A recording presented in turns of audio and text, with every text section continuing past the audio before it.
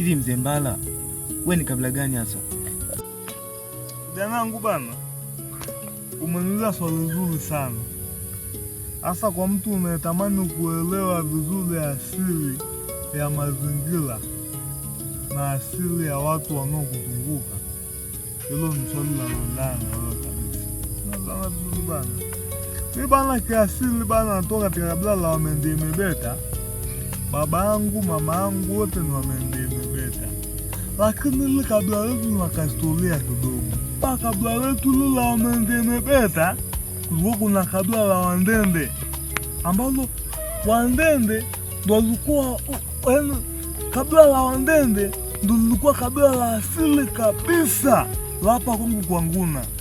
Kabla ya Wandende hao kuhamia katika himaya ndogo ya Pongwe na kuwa ndo kabila kuu la asili. Hapo hapa kwa Nguna tukabaki sisi Wamendemebeta. Naona vizuri bana. Sasa wakati wale Wandende walipohamia kule maandogo ya Pongwe, walienda kufanya sasa. Pongwe ilikuwa ni misitu ya asili. Wakaifika ile misitu, wakatengeneza himaya yao pale. Kwa Pongwe hata sasa hivi ninavyoongea na wewe, Pongwe ikageuka ikawa hii ni ya Wandende. Lakini hata na hivyo hatukuharibu sana mpango.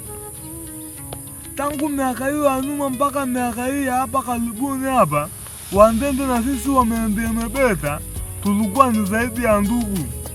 Kwa sababu Wandende walikuwa wanakuja hapa Kongo kwa Nguna kwa lengo la kuja kusabahi makaburi ya ndugu zao waliozikwa miaka hiyo ya nyuma. Na sisi Wamendemebeta tulikuwa tunaenda kwenye himaya ndogo ya Pongwe kwa ajili ya makuzi pamoja na jando. Na hii ni kwa sababu ya wataalamu wengi sana wa asili walikuwa ni Wandende. Yaani asili ninapozungumzia asili ni ikiwemo pamoja na hizi nguvu nazozitumia mimi kwa ajili ya kula kabisa, kwa sababu mimi nimejifunzia uganga wangu Pongwe. Unaelewa vizuri bana. Lakini watu wa Pongwe kutokana sijui niseme ni ugeni, sijui kusema walikataa kujiunga na watu ambao wanataka kuchaji akili zao, ile taaluma au ule utaalamu kwa ukao umeisha. Tukawa tumebaki nao sisi Wamendemebeta. Kwa hiyo Pongwe kwa namna fulani ni Wandende wenye asili ya Kimendemebeta. Kuna swali lingine bana? Mzee Mbala, mbona mimi ni Mndende asilia? Wewe ni Mndende? Kabisa? Kabisa. Na Mogabo? Na Muzuga.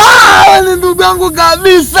Yaani wewe kwa Nguna sasa hivi ni sehemu sasa hivi rasmi kabisa. Kwa Nguna panakuwa nyumbani kwako. Mimi nitakukatia eneo la kujenga nyumba. Pongwe usirudi. Kwanza unalaana, wameua manyani yote. Baki huko kwenye baraka. Sawa ndugu yangu bana. Unabona tu nani vile? Tena Mwaku.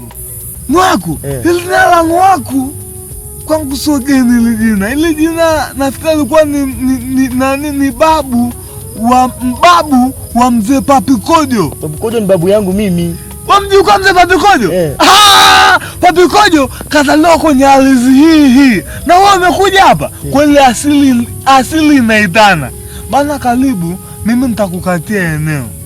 Utajenga, utaishi hapa na mimi nitakupa kampani ya kwanza. Nitakupa mwongozo. Wewe ni ndugu yangu bana.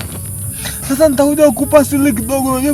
Unajua mzee Papikojo na Papichulo hawa ni ndugu.